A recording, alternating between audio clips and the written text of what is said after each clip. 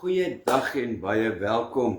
As ek begin, dan groet ek in die wonderlike naam van Jesus Christus, ons koning, ons verlosser, genade, barmhartigheid en vrede van God ons Vader, die Here Jesus Christus en sy kosbare Heilige Gees.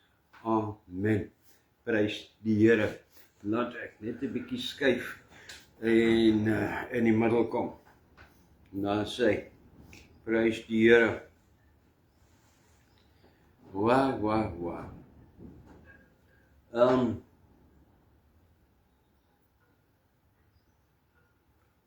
Waar begin 'n mens? Here, ek wil nie elke week dieselfde begin nie, want dan klink dit soos 'n ritueel, maar dit is nie 'n ritueel nie, Here. Dit is met dankbaarheid wat ons vanoggend hier staan voor U, of wanneer jy kyk, dis dalk aand maar dit is, Here, met dankbaarheid wat ek voor U kom kniel. Dankie, Here, vir U liefde, dankie vir U genade. Here, dankie vir U sorg. Dankie, Here, dat ons in U hand is.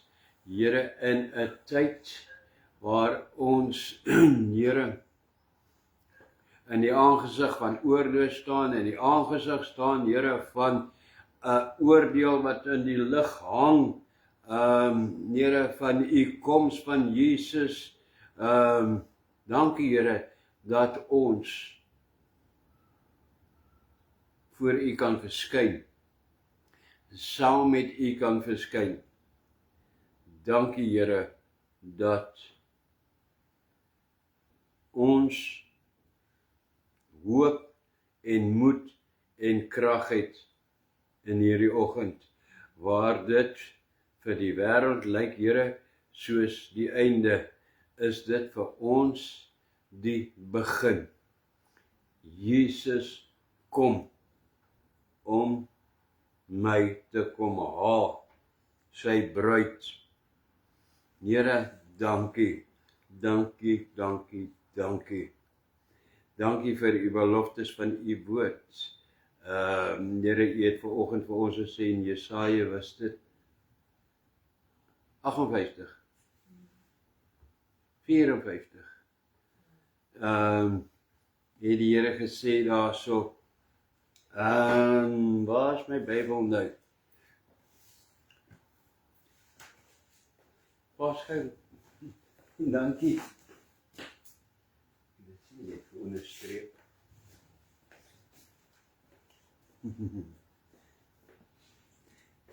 Ek sien nou al, prys die Here, ek sien baie goed, maar as ek lees dan kan ek nie sien nie. In 54 vers 8 sê die Here, in 'n uitstorting van toorn. In die oorspronklike teks sê, dit is 'n uitstorting vir toorn vir die wêreld. Het ek vir 'n oomblik my aangesig van jou verberg. Dit is nie verberg toegemaak nie, die oorspronklike teks sê 'n oomblik soos in weggekyk. Dit is om dit te beskryf hoe die Here dit net nou beskryf het. Dit is as jy hier ry in jou kar, hier sien jy pad voor jou en hier gebeur iets langs jou vir 'n oomblik. Jy kyk nie vir minute weg na wat gaan hier langs jou aan nie, maar dan gaan jy in iets vasry. Dit is vir daai oomblik wat jy net kyk, wat gaan nie langs nou aan. En dan kyk jy weer voor jou. Dit is vir so. Dit is wat die oorspronklike teks dit mee uitdruk hierso. Vir 'n oomblik het hy sy gesig van jou weggedraai. Maar, hoor wat sê hier staan hierso. Maar met ewige goedertierenheid ontferm ek my oor jou, sê die Here, jou verlosser. 'n Liefde, goedertierenheid is 'n liefde wat nooit vergaan nie. Onthou dit. En dan het die Here ook gegaan in vers 17 net aan die einde van die hoofstuk, en het die Here ook vir ons die woord gegee en gesê, elke wapen wat teen jou gesmee word, sal niks uitrig nie, en elke tong wat teen jou opstaan in die gereg, sal jy weer lê. Dit is die erfdeel van die knegte van die Here en hulle geregtigheid wat uit my is, spreek die Here. Dankie Here, ons erfdeel in U is die ewige lewe, redding. Maar in daardie erfdeel is, daarso Here, geregtigheid wat uit U is. Dankie vir geregtigheid in U, dat geen wapen wat teen my gesmee word, en geen tong wat in die gereg teen my opstaan, Here, sal slaag nie.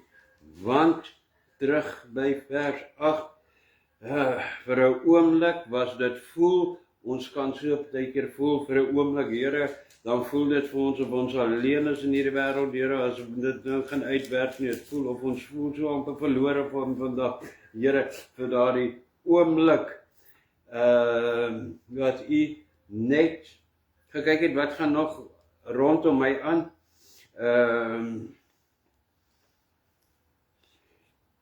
Here, staan ek nog steeds in my erfdeel in U. My erfdeel, Here, is dat eerste is my erfdeel, dat die ewige goedertierenheid van die Here, die ewige liefde van Hom, Here, sal U my mee beskerm, U sal my lief hê, sê die Here, my verlosser, my erfdeel is, Here, dat geen wapen wat die vyand teen my smee sal iets uitrig nie, en geen tong wat teen my in gereg opstaan, Here, sal iets uitrig nie. Dit is my erfdeel. Here, ek het nuwe hoop in hierdie oggend. Dankie, Rika. Ek het nuwe hoop. Ek het vanoggend dalk begin, Here, wat dit gevoel het, dit gaan, ek kom nou by breekpunt. Nee, Here, ons is nou by beginpunt. Ons maak gereed. Ons koning kom. Hy kom op die wolke. Dankie, Here. So, Here, dit verander nog steeds nie dat ons nie mense is met probleme nie, dat daar so, Here, dat ons moet lewe, dat ons moet eet, dat ons moet al hierdie goed moet doen nie, Here, dat ons in verhoudings is nie, al hierdie dinge, ons bring dit alles na U toe, Here, want of dit nou gesondheid is, en of dit finansies is, en of dit verhoudings is, Here, dit maak nie saak nie. Ek staan met dit. Wow. Here, met hierdie gesondheid van my, staan ek op 'n belofte. Staan ek op 'n erfdeel, my geregtigheid in U, dat geen wapen wat teen my gesmee word, Here, sal tot iets uitkom nie. Here, in hierdie verhouding, Here, ek staan in my erfdeel in U, dat ek in U geregtig is, dat geen tong, Here, in verhoudinge kan die tonge daar maar skade aanrig, geen tong sal slaag nie. Dit is my erfdeel, neem my erfdeel, Here, ek neem in Jesus my erfdeel vanoggend weer opnuut. Ek bid dat jy dit elke dag, jou erfdeel in die Here, Jesaja 54, sal opneem, sal afskud, afpolish, sal braas hou en sal opvryf totdat hy blink, dat het blink dat die oë sal seer word. Amen. Dankie, Here. Vader, ek kom ook en ek vra dat ek vra vir U seën oor hulle wat getrou is, Here, weer eens hierdie maand gewees het aan U met hul tiendes en offers. Here, dankie dat ons tiendes, ons offers, Here, dit maak nie saak van wat se astronomiese bedrag of tot wat se klein bedrag dit is nie. Dit gaan nie oor die bedrag nie, dit gaan oor ons getrouheid. En dankie, Here, dat ons getrou kan wees aan U. Here, ek vra mense wat ek onthou, wat ek gesien het, behalwe die wat geen verwysing het nie. Here, daarso is 'n hele paar. Maar dan is daarso wat ek baie bly oor is vir hulle wat 'n verwysing insit, Here, wat ek kan sien wie dit is. Ek dink aan, Here, daar was Janiel Wit, Clint en Elsabie Groenewald, die persoon van Gansbaai, Zen-Marie van Wyk, Rika, Botha, en Here, U vriend in Christus. Maand vir maand is hierdie mense, Here, hierdie knegte van U, is hulle getrou aan U. Nie getrou aan 'n kerk nie, nie getrou aan 'n mens nie. Here, dit is nie ons nie. Dit is nie 'n kerk se nie. Dit is net 'n deurgangpunt. Hierdie is ook nie 'n saadsak wat hierdie sakke vol maak met hierdie sade van mense nie. Nee, Here, dit is 'n sak waar dit net in ontvang word en wat uitgegooi word in vrugbare grond. En dankie dat daar geen saad agtergebly het in hierdie saadsak nie. Dat alles in vrugbare grond is waar dit 'n oes kan lewer. Lewer om U goeieheid en U beloftes en in wat U bepaal in Christus vir elkeen wat so getrou is. En spreek met ons vanoggend in Jesus naam. Amen en amen. Prys die Here. Daar sê, en alles het dood gegaan. Maar prys die Here, alles het lewe.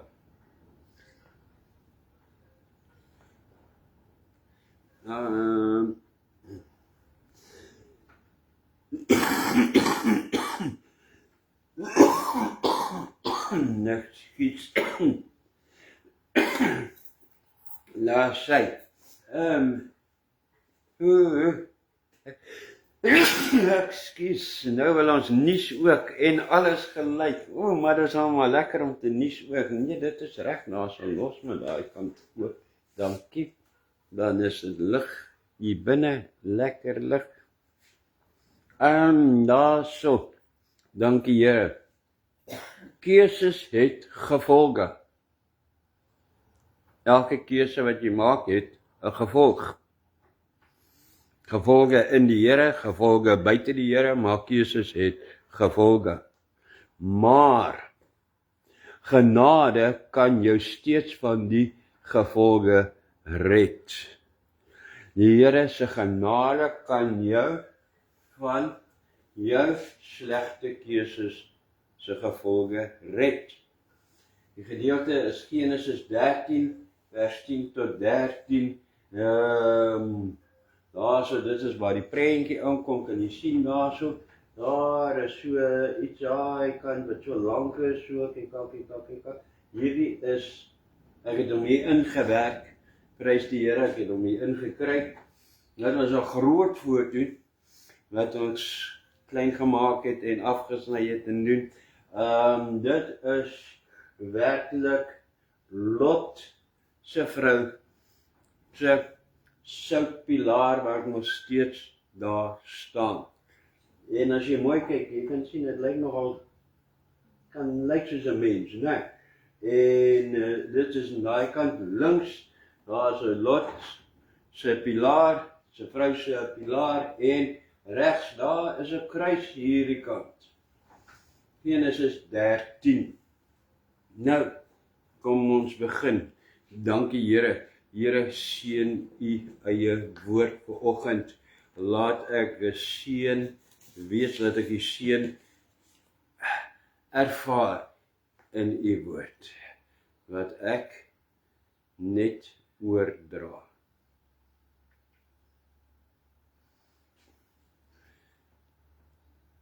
In die Bybel word baie van gesinne gelees. En met nou nie die mekaar word nie, hou net aan, hou net vas.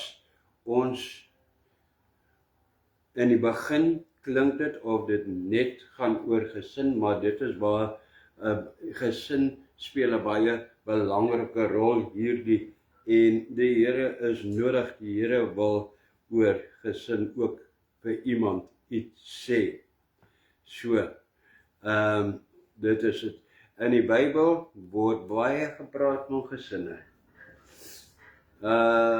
Dink maar aan die eerste gesin wat daar was. Wie was die eerste gesin? Adam en Eva. Na hulle was daar nog 'n gesin. Noag en sy vrou en hulle gesin. En dan was daar Abraham en Sarah, om 'n paar te noem, reg daar in die begin. Nou, as jy kyk na hierdie gesinne, is daar een ding wat opgemerk word van die heel eerste gesin af wat hier op die aarde was, en dit is dat nie een van hierdie gesinne, al verskyn hulle in die Bybel, was 'n modelgesin nie, was hierdie agter mekaar 100% gesin nie. Hulle was eerder vir slegte goed bekend. Adam se familie, hulle was eerder bekend vir ongehoorsaamheid en vir broedermoord. Kain slaan vir Abel dood. Hulle was bekend vir dronkenskap. Noag en sy gesin, hulle wat hom doodgemaak het. En hulle was bekend vir afgodediens. Maar een ding wat in hierdie gesinne gesien word, ver van volmaak af en ver van hierdie Bybelse model families, is daar een ding wat in hierdie gesinne gesien word, en dit is dat is God se genade, en dat God hulle telkens uit sy genade uit ingryp, en hulle red, en hulle weer op die regte pad sit, en hulle weer lei. Amen. Een ding wat ons sien oor hierdie gesinne. En dan so was daar nog 'n gesin. Gesin wat saam met Abraham uit Ur en Haran getrek het. 'n gesin, die gesin van, net die man is bekend, Lot en sy vrou en 2 dogters. Nou, ek gaan nie die hele lang stuk vir jou lees nie, ek gaan dit eerder vir jou vertel, dit is lekkerder om dit te vertel, wat alles daar gebeur, en so, net om het saam te vat, om die storie te vertel. Lot het sy land en sy familie verlaat, en getrek na die land wat God vir Abraham en vir sy familie sou aanwys. Eerste groot fout. Die Here het nooit vir Lot gesê hy moet gaan nie, hy het homself saam genooi.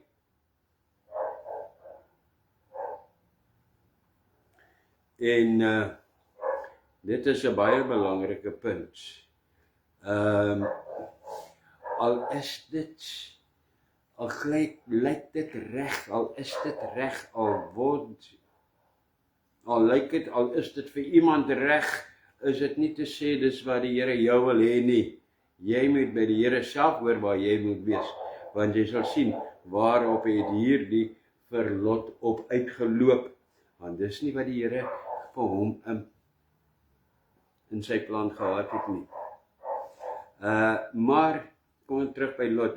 Hy het sy familie gelos, hy het sy land gelos, hy het die afgodediens gelos, hy het sy res van sy familie gelos, en dit klink alles baie goed en wel. Maar Lot se hart was nooit regtig by die Here nie. En sy hart kon nooit wees in hierdie groot trek nie, want dit is wat die Here vir Abraham gewys het.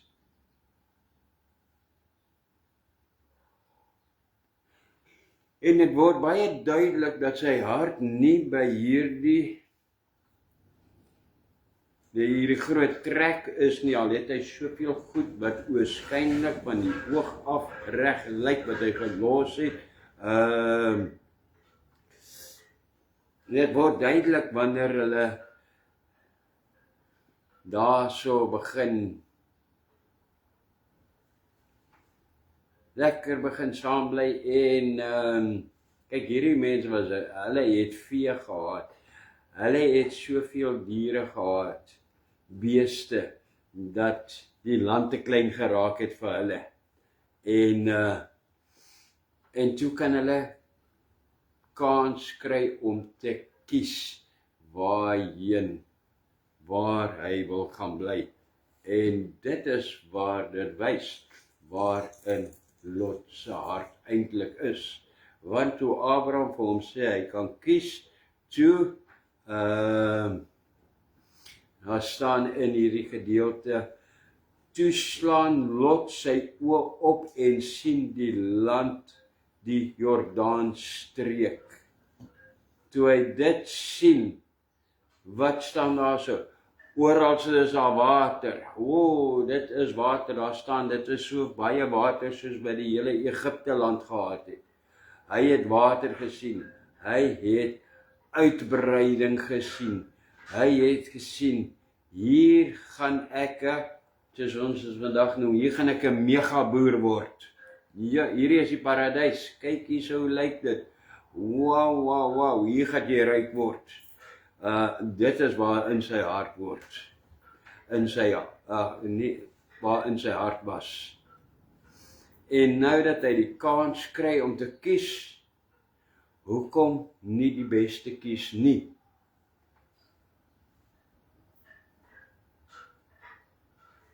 Maar net soos wat dit gaan met mooi en aantreklik en vrugbaarheid en seker goed, gaan kyk maar waar dit baie mooi is, waar dit vrugbaar is. Kyk maar hier, waar ons bly om die see rond. Wow. Hoe mooier dit is en hoe vrugbaarder dit is, hoe groter is die kompetisie om dit te besit. Dit word net al groter en daarom word alles se pryse net duurder en duurder. Vir so 'n klein stukkie land hierso, grond is honderde duisende. Die hond kan nie eers spoed optel in die erf nie, maar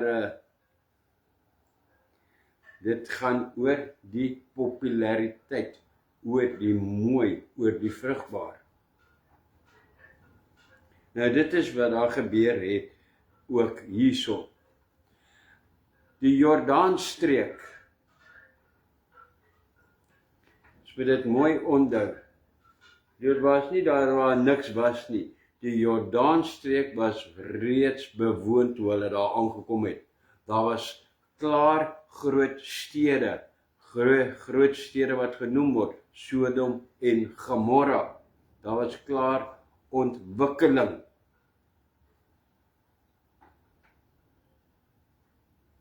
En dit is presies waar die probleme vir Lot en sy gesin begin het.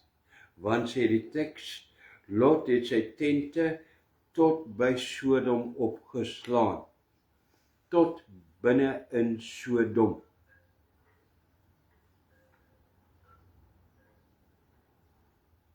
Wow. Hoekom is dit vir my so erg? Want daar was 'n hele land waar hy kon gaan bly het. Hy kon deur gaan bly het. Hy kon regtig op die platte land gaan bly het, deur ver van die stad af. Maar hy gaan bly styf teen Sodom. Wow.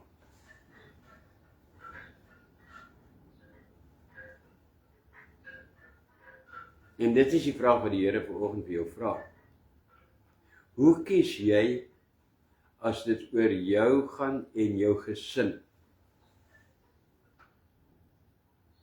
Want in hierdie dag moet gelowiges ook keuses maak. En ons moet kies. En ons moet veral kies waar ons gaan bly. Kom ons vat 'n voorbeeld, jy kry 'n werksaanbod, baie aanloklike aanbod. Jessie, my salaris gaan sommer vir 3-dubbel hierso. Maar is dit wel 'n opbouende omgewing vir jou en jou gesin geestelik?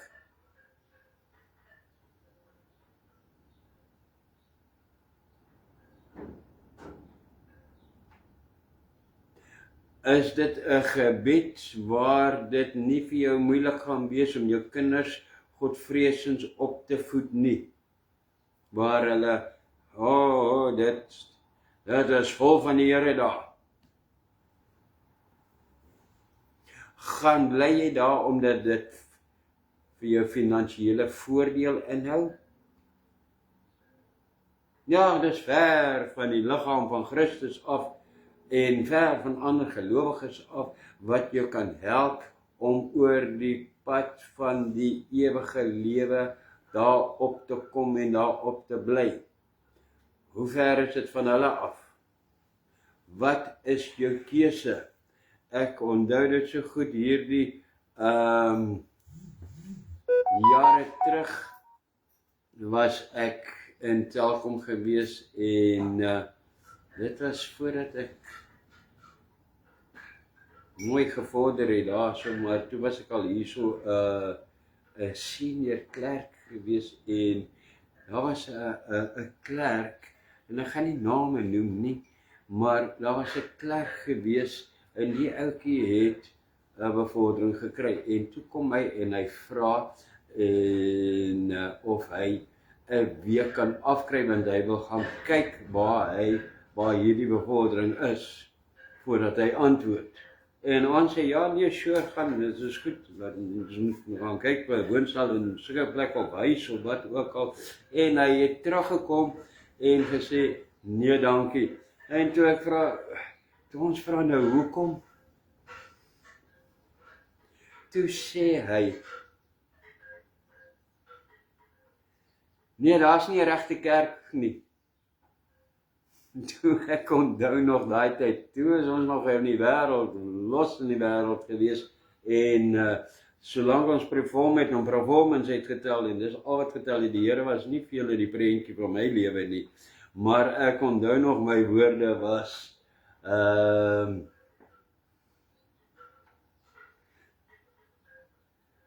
wil jy soheen toe gaan om te gaan werk of om kerk toe te gaan?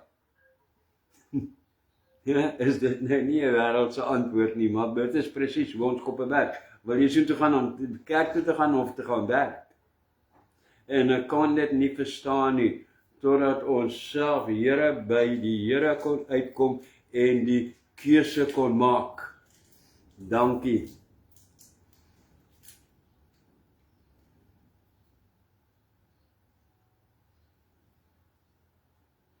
Dis daarom dit is so belangrik is dat jy weet, elke keuse moet jy jouself eerlik wees met, wat is my primêre dryfveer agter my besluit?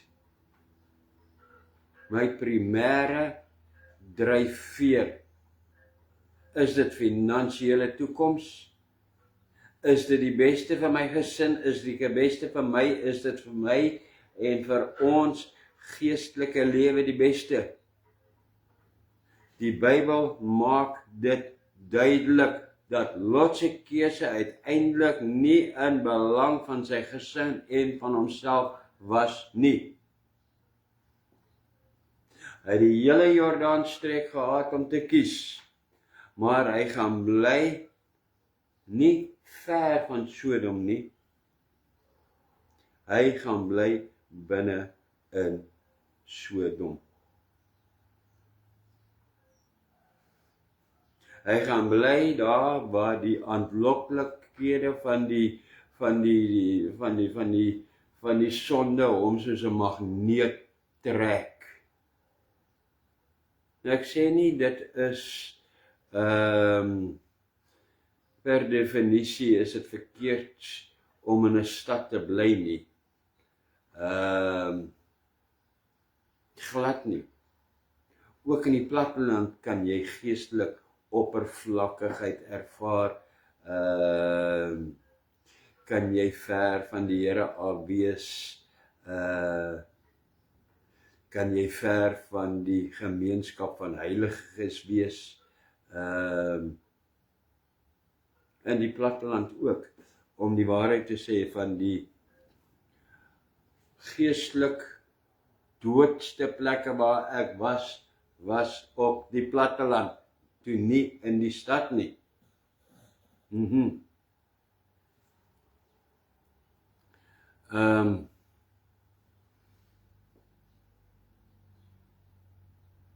Deur eie toedien en sy eie keuse was sy keuse op met die verkeerde motiewe gedoen. En toe loop alles vir hom skeef, vir hom en sy familie.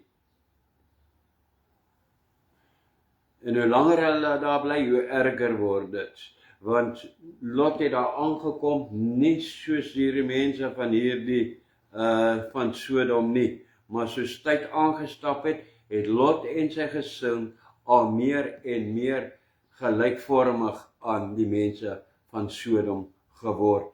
Pas op waar jy gaan, waar jy kuier, waar jy bly, waar jy gaan bly. Plekke, mense sluk jou in.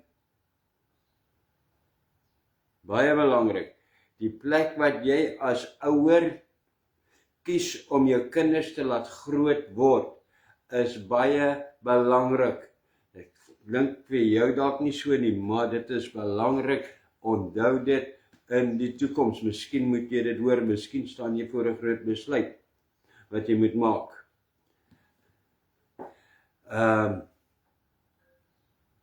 Daar waar jy kies om te gaan bly, het 'n invloed op alles. Want dit is die omgewing waar jy, as jou kind eendag groot is, volwasse is, opgroei, waar jy jou kind heen vat om vir hom of vir haar 'n lewensmaat, 'n man of 'n vrou te gaan kry. Kyk wat het met Lot gebeur in sy familie. Wow, sy dogter, vir sy dogters was daar nie godvreesende manne daar in daardie Sodom nie.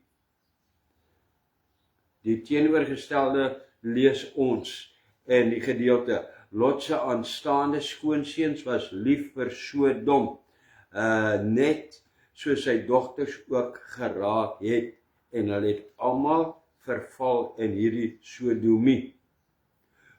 Toe God se oordeel oor die stad hang om enige tyd los te breek, wat het toe gebeur? Toe kom die engel en die engel waarsku hulle om die stad te verlaat. Wat het toe gebeur? Dan lees ons in Genesis 19 daar by vers 14 rond, maar hy, dis nou Lot, toe hy gesê het, luister na die engele, kom ons loop en ons gaan toe het, staan na vers 14, maar hy, dis nou Lot, was in die oë van sy skoonseun soos een wat gek skeer. Hulle het hom nie serieus gevat nie, nie ernstig gevat nie. Maar die probleem was nie net die skoonseuns nie, hulle het self afgebreek. Lot sy eie kinders, Lot sy eie vrou, selfs Lot het ook geduik, gedaal. Hulle het miskien nie so diep gedaal dat sodomie, wat is sodomie? Homoseksuele omgang vir hulle aanvaarbaar was nie. Want toe die manne uit die stad kom in die stad, die engele kom, toe wou die manne van die stad die engele gryp om dit met hulle te doen, het Lot die deur toegehou en gesê nee. Maar wat doen hy toe? Hy is nie veel beter af gewees nie. Wat hy toe daarna doen is, hy bied sy eie dogters vir hulle aan. Hy sê nee, los die manne, maar julle kan my dogters vat.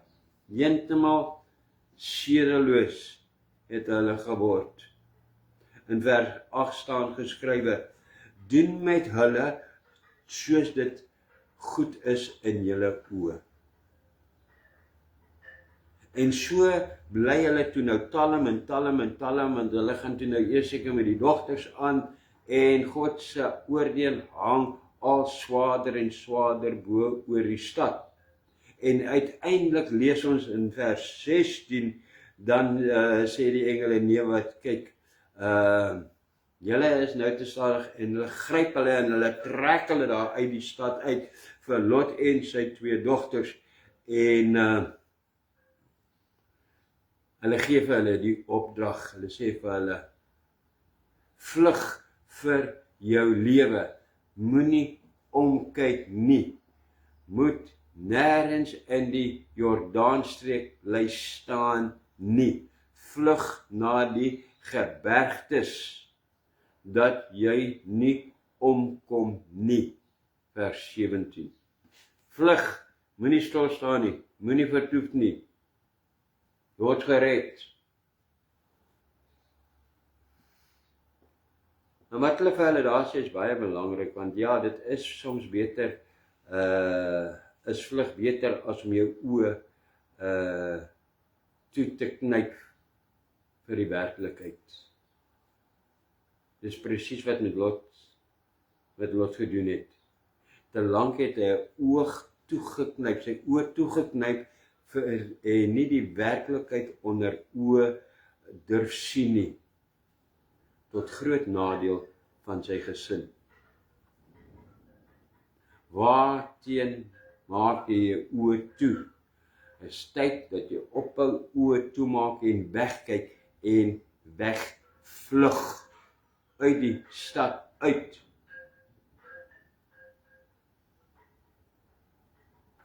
Maar in dit het Lot se vrou het lief geraak vir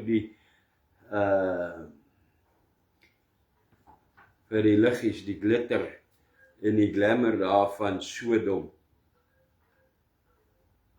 En weer eens, familie moet saam staan, man en vrou met saam praat, met gereeld praat.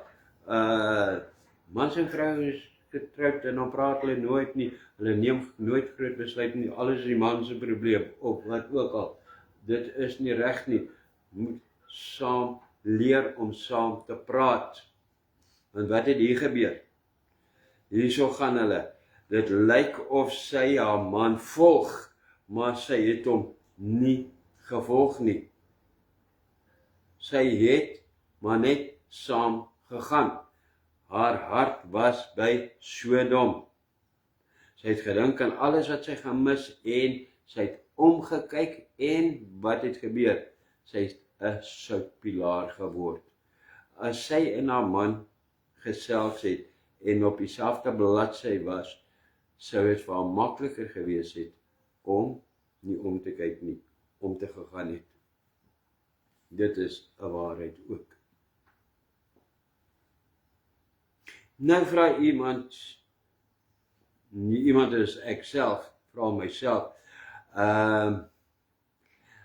as jy nou kyk na hierdie Lot wat in 'n soutpilaar verander het, wat sal jy sê? Is dit 'n vloek of is dit 'n wonderwerk dat sy in 'n soutpilaar verander het?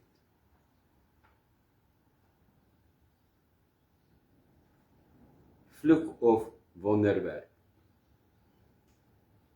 Hierso wil niemand nie 'n oogknip om iets te antwoord nie. Hulle sê nee, wat jy's mos die een wat praat, so praat. Weet jy, dit was 'n wonderwerk. 'n Wonderwerk dat 'n mens in 'n soutpilaar kan verander. 'n Wonderwerk van God se oordeelswonder wat Sodom en Gomorra getref het en ook Lot se vrou is ingehaal deur daardie oordeelsvuur.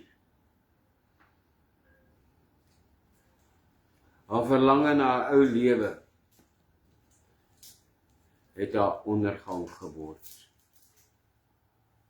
In die Nuwe Testament waarsku Jesus die mens van sy tyd met die voorbeeld van Lot.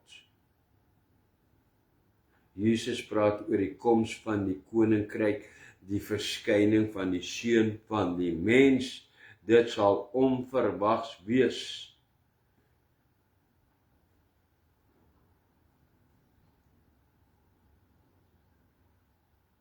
Maar dat die mens gewaarsku ook sal wees, net soos in Lot se tyd, net soos in Noag se tyd. In die dae van Noag, sê die Here, hulle het geëet en gedrink. Hulle het hulle self geniet tot op die dag dat Noag die ark ingegaan het. Toe was dit te laat en dit was verby. Die sonvloed het gekom en almal is vernietig. Lukas 17 vers, ek dink is alweer vers 27. Net so sê Jesus, was dit in die dae van Lot. Hulle het geëet en gedrink, hulle het partytjie gehad, hulle het hulle self geniet. Maar op die dag toe Lot uit Sodom uitgegaan het, het vuur en swaal van die hemel af gereën en is hulle almal vernietig, maar ook nie sonder waarskuwing nie. In Lukas 17:32 sê Jesus, dink aan die vrou van Lot, moenie aan die dinge van Sodom gewoond raak nie, moenie op daardie dag omgee vir enige iets nie. As jy dit mooi gaan lees daar, dan wys dit so, moenie worry oor jou huisraad nie, moenie omdraai nie. Dink aan die vrou van Lot, was gewaarsku, daar was vir haar uitkoms.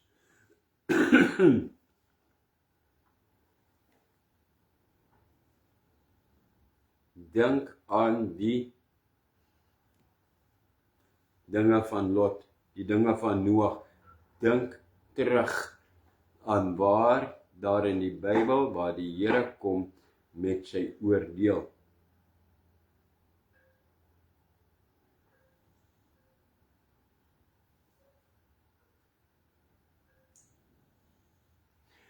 Ons staan in die tyd, ons staan op die einde, ons staan in 'n tyd waar daar sal weer 'n oordeel in die lug hang.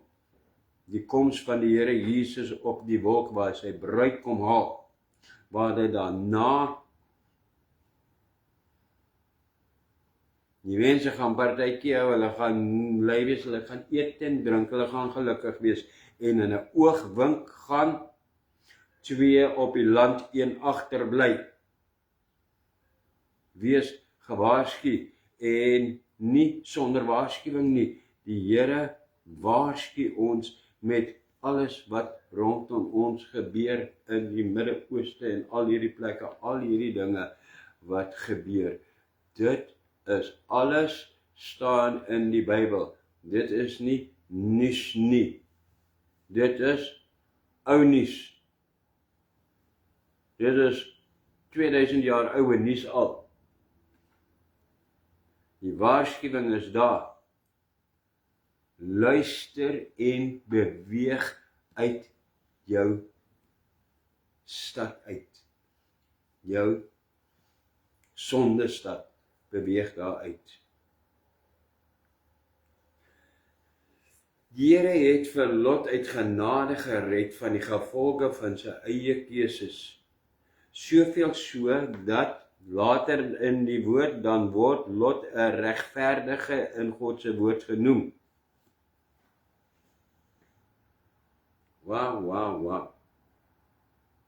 Die Here het hom gered van verlore wêreld, draai om homself, verval tot in die afgronde in. En die Here red hom soveel so dat hy genoem word as een van die geregverdiges in die Bybel. Wow. En weet jy, het maak nie saak waar jy vanoggend is en wat jou keuse is en wat se keuse het jy gemaak nie en wat die gevolge van jou keuses is nie. Dit kan nag wees vir jou, maar danksy Christus is daar vir jou 'n weg ook uit. Nou, vandag, in 2 Petrus 2 vers 9 skryf Petrus, die Here weet om die godsaliges uit versoeking te verlos. Die Here weet om die godsaliges uit versoeking te verlos. Here, ek het verkeerde keuses in my lewe gemaak. Ek sit dalk nou nog, ek sit al 20, ek sit al 30 jaar met die gevolge daarvan. Here, ek kom nie hier uit nie. Die Here sê, op jou eie gaan jy nie daar uitkom nie. Het jy dit al afgestaan, gehoorsaam geluister na wat ek sê en opgetree?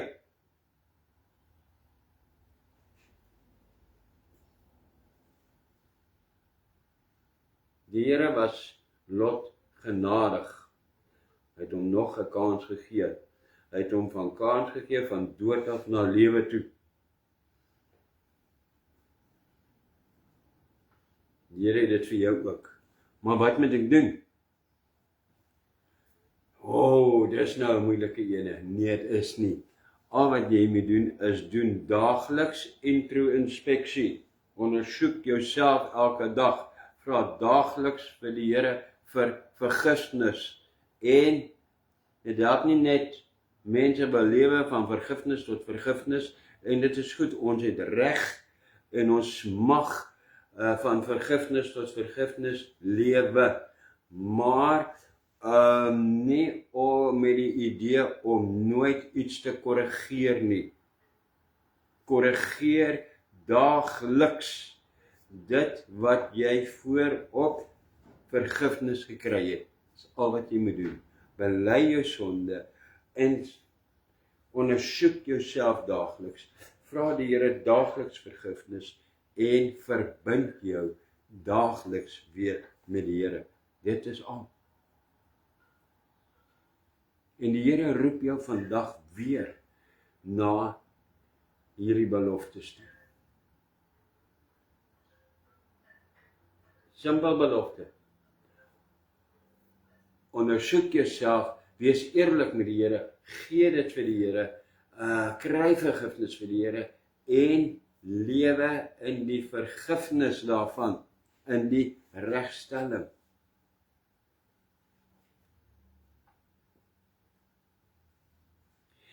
Gryp hierdie belofte van die Here aan en lewe in die krag van Christus se heiligmakende bloed. Dit is jou uitkoms uit hierdie ewige dood uit waarin jy staan. Dis al wat jy moet doen. Kom ons sluit die oë, kom ons vra vir die Here. Vader, ons kom in die wonderlike naam van Jesus vanoggend, Here, ons kom buig voor U. Ons moet laag buig vir U, Here. Here, ek het, kom praat met die Here persoonlik. Sê, Here, ek het soveel verkeerde besluite in my lewe gemaak, Here, wat gegrond was, nie naby U, Here, nie waar ek U in ag geneem het nie, Here, ek het besluite in my lewe gemaak, wat net gegaan het oor my plesier, en alles net oor my. Here, dit was swak besluite. Ek sit nou al, sê vir die Here, hoe lank, Here, vir soveel jaar al, met die gevolge hiervan. Here, dit is asof ek vasgevang is hierin. Dit is, Here, ek kan nie hier loskom nie. Nie op my eie nie. Maar ek kom vanoggend breek ons die kettinge, Here, as ek aan U oorgee. As ek my hele lewe en al my Here, my leefwyse, my besluite, alles aan U oorgee. Vergewe my. Here, vergewe my. Ek het gesondig teen die hemel en voor U. Was my skoon met Jesus bloed. Herskep my. Ek gee my oor aan U. Herskep my tot U eiendom. Val my met U gees. Omring my met U engele. Maak my toe met U gees. Here,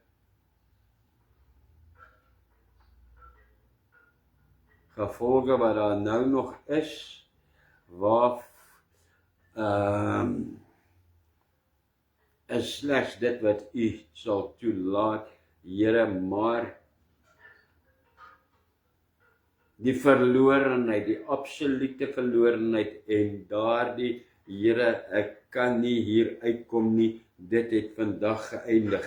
Here, vandag draai dit om. Ek is van hier af is ek op pad uit.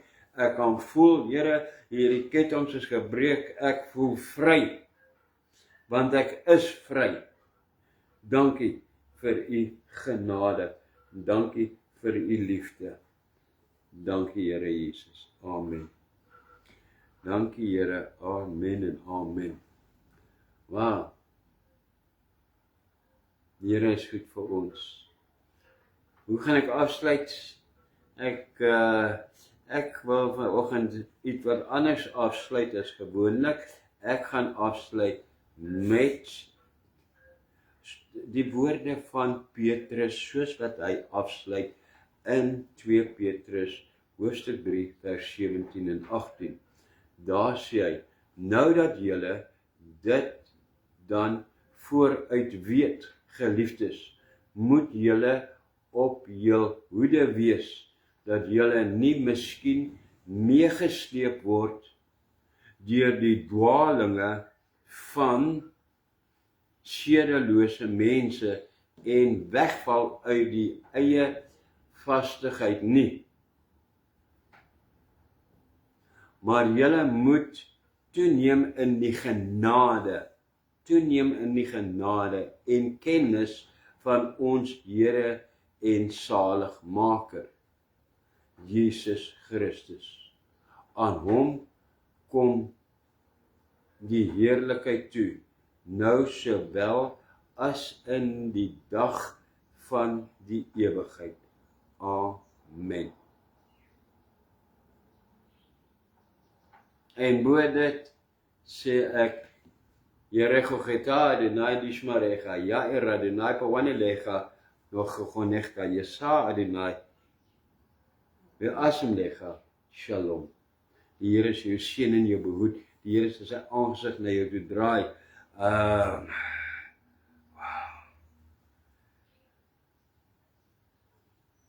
En aan jou vrede gee. Dit is wat Petrus hier sê. Tot volgende keer.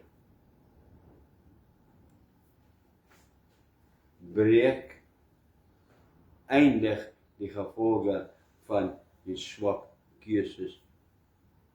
Vandag, as jy nie het saam met ons nie, doen dit. Doen dit vandag, doen dit môre, maar doen dit terwyl daarso nog kans is.